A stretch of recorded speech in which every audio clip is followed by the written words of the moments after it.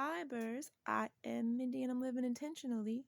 This morning into my awareness has entered something that Aaron Doughty has said. And remember, Aaron Doughty, no doubt, like I approve, I support of what he's doing. And if you're new to the awareness of Earth being a kindergarten, he's wonderful for you. And I suggest that you check out his videos and his Instagram. A friend that I follow, that I made on Instagram, reposted something of his, and he said, narcissists and empaths attract each other due to the unmet childhood patterns that have yet to be completed. I agree with that to an extent. Empaths crave approval from others to feel worthy, while narcissists crave attention. Both energy patterns stem from a belief that I am not enough. Where I take issue is empaths crave approval from others to feel worthy. So I said this. I disagree. I think empaths desire confirmation of the energies they unwittingly detect emanating from others. It's so much easier to feel certain when good or bad attentions are intense, and narcissists tend to oscillate between the two poles of the spectrum. When a narcissist wants something from you, there's very good positive attentions and interactions, like when they're feeding off of you, they like you, and you feel that you are wanted. When they are done feeding off of you, you feel disposed of. There's not a lot of room for question in where you stand with a narcissist once you're aware you are dealing with a narcissist. As an empath, it's maddening, I would say. Like, challenge me on that. To be like, oh, I feel like this person like isn't like being like straight with me, or like where do I stand, I like any inconsistency versus like in the behavior and the attitude of the person toward you versus what you're like feeling, like for me personally is just like,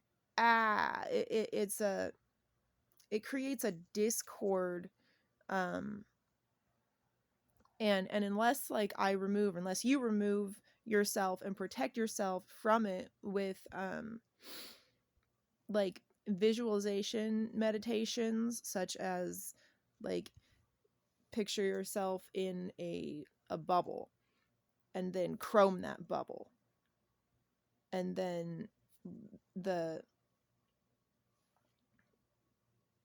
energies that are not compatible with your reality, your universe, because that bubble, you are a universe. You are a universe. Anything not compatible with that reality, with your universe, just gets reflected back. And so people will come into your life and you activate bubble chrome it, right? Then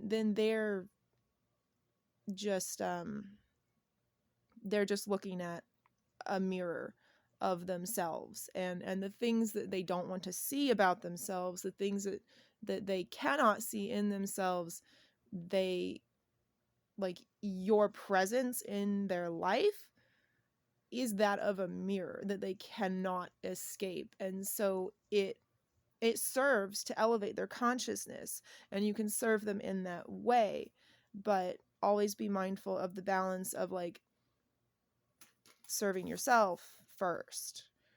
And if a person is abusing you, like don't tolerate that, don't put up with that, and like get out immediately.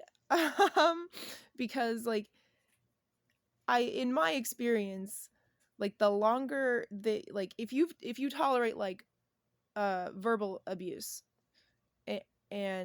and you have someone in your life and you let them in your heart, you make excuses. Like maybe you've met them and you've heard their life story and you know their damage and you understand it. But you can understand and you can forgive without allowing. And I think that there's a confusion in society because, like, oh, it is not taken kindly trust when I try to help people who are just desperate victims, caught in victim mentality. They are abuse victims, they are rape victims, they're domestic violence victims.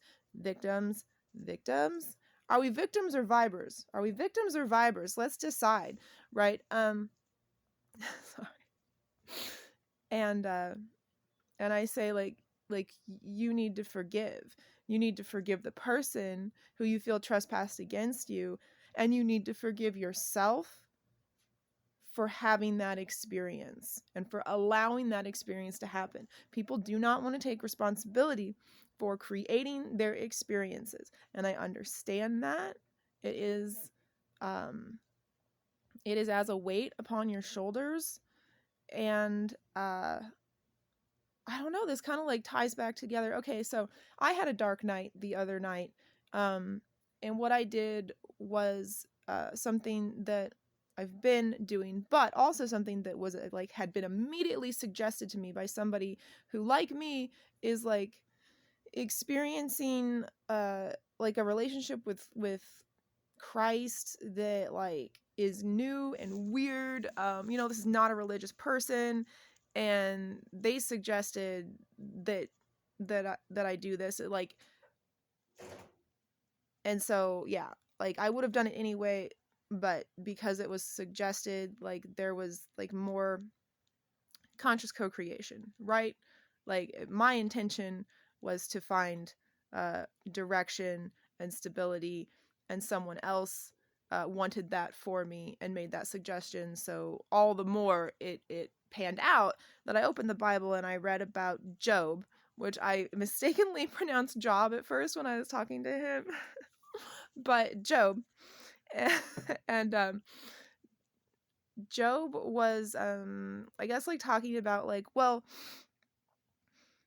they were talking about like, well, I love Jesus Christ, I love my Lord, like, and God and the devil were like having conversation, and devil was like, oh, Job only loves you because you do stuff for him, like only it's because you're good to him, it's because his life is good. And God was like, well, why don't you like visit some doom upon the head of Job? Why don't you cause him some suffering, and we will see if he turns away from me and the light. And the devil did. The devil had free reign aside from taking Job's life. Job did not turn away from the light. And let me get it. I hope I have time in this video. I know my Bible is like really handy.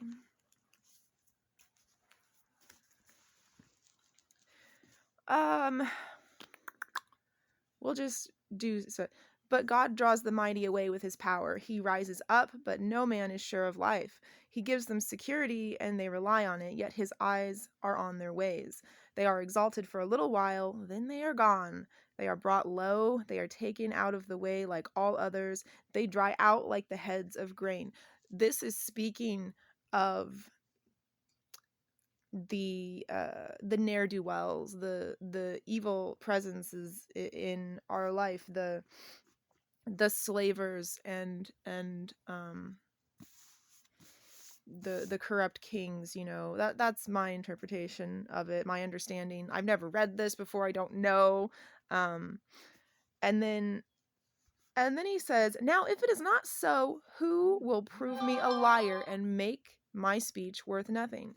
And that was the thing that really struck me. I was like, yeah, if you can prove me wrong, like, I walk this earth with utter awareness, with awareness that I am one with God, that I am God, that I am the creator of my reality, of my experience, that I decided this, cherry-picked everything so that I may know myself better, and know myself as what? outside of the illusion of time, space, outside of the game that we play, know myself as God.